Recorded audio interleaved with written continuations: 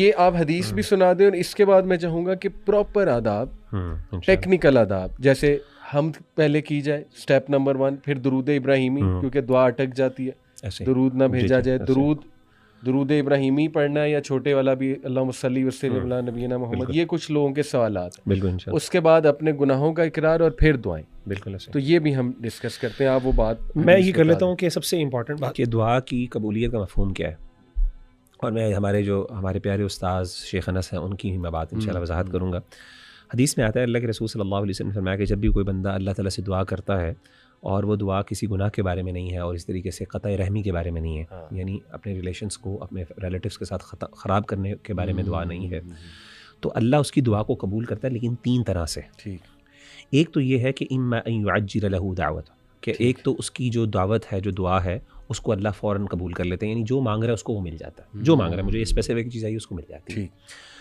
دوسرا جو ہے فرماتے ہیں کہ اللہ تعالیٰ وہ دعا تو قبول نہیں کرتے, یعنی وہ چیز تو نہیں دیتے, دعا قبول ہے, یعنی قبولیت کی کچھ ٹائپس ہیں. کس طرح اللہ قبول کرتے ہیں؟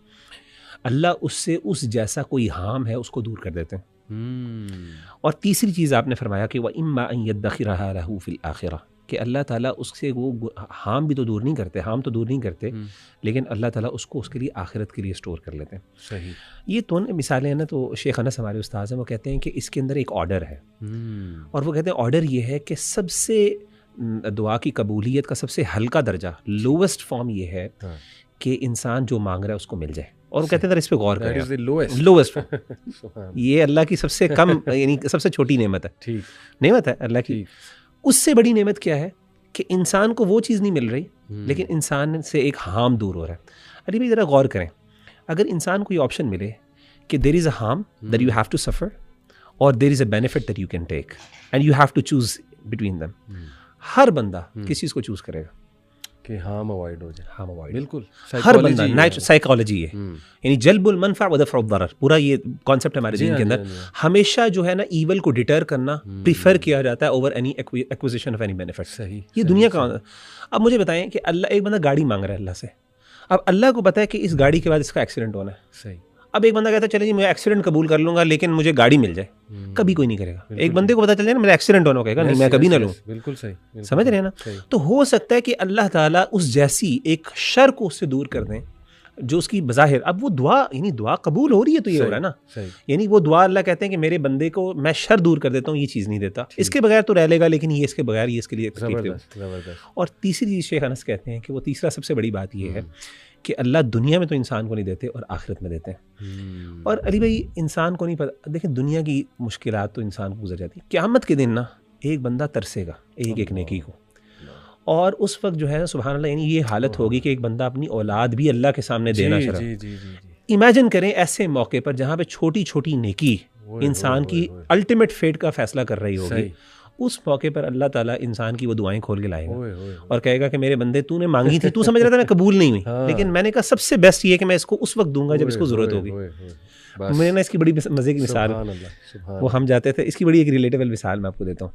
آپ کو پتہ ہے کہ ہم میں سے ہر بندہ, پچھلے دنوں عید گزری ہے الحمدللہ, تو عید پہ نا عیدیاں ملتی تھیں, تو ہم میں سے ہر بندے کو نا اپنی والدہ سے بچپن میں ایک شکایت ہوتی تھی کہ جو ہے نا مائیں جو ہے نا وہ عیدیاں لے لیتی ہیں ہم سے. صحیح.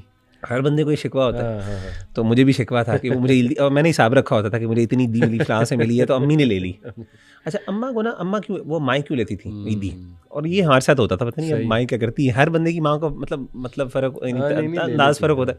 اچھا میری امی کیا کرتی تھی, میری امی کیا کرتی تھی, وہ عیدیاں لے کے نا کچھ پیسے دے دیتی تھیں, تھوڑے سے پیسے, چلو تم یہ لے لو, کچھ کھانا پینا. اور ہم نے کیا کرنا, چاکلیٹ کھا لی, کوئی اس طرح چپس چپس کھا لیے, پیسے ضائع کر دیے.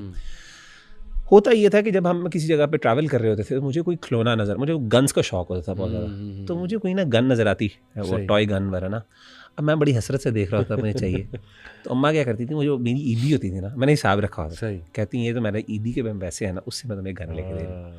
اس وقت مجھے اتنی خوشی ہو رہی تھی, میں کہتا یار شکر ہے کہ سیو کر لی, میری اماں نے لے لی مجھ سے. اب انسان تو یہ ہے نا, انسان تو, اور یہی ہوتا ہے, آپ پتہ ہے ہمارے والدین کیا کرتے ہیں, ہمارے پیسے انویسٹ کر دیتے ہیں. انویسٹ کر دیتے ہیں. ہماری نئی نئی جابز ہوتی ہیں تو ہمارا شوق ہوتا ہے ہم گیجٹس لیں, یہ کریں, وہ پیرنٹس کیا کہتے ہیں بیٹا ہو حوصلہ. اب بندہ کہتا ہے جی ہم نے کیا کرنا ہے, لیکن بعد میں انسان کو احساس ہوتا ہے جب اس کی ضرورت ہوتی ہے. بالکل قیامت کے دن نا جب انسان کو سب سے زیادہ ضرورت ہوگی نا, کیا بات, اس وقت اس کی نعمت کا احساس ہوگا کہ اللہ نے کتنی. تو سب سے بڑی نعمت اللہ کی یہ ہوتی ہے کہ اللہ, اب ایک بندہ کہہ رہا ہے میری دعا قبول ہی نہیں ہو رہی, سبحان اللہ. اب اللہ اس کے ساتھ احسان کر رہے ہیں کہ اس کی دعاؤں کو اسٹور کر رہے ہیں آخرت کے لیے, اس سے ہارم کو دور کر رہے ہیں, اور وہ کیا سمجھ رہے ہیں کہ نہیں اللہ نے فورسیک کر دیا. اب دیکھیں, لیکن یہ بھی ہے کہ انسان کو کبھی وہ چیز مل بھی جاتی ہے.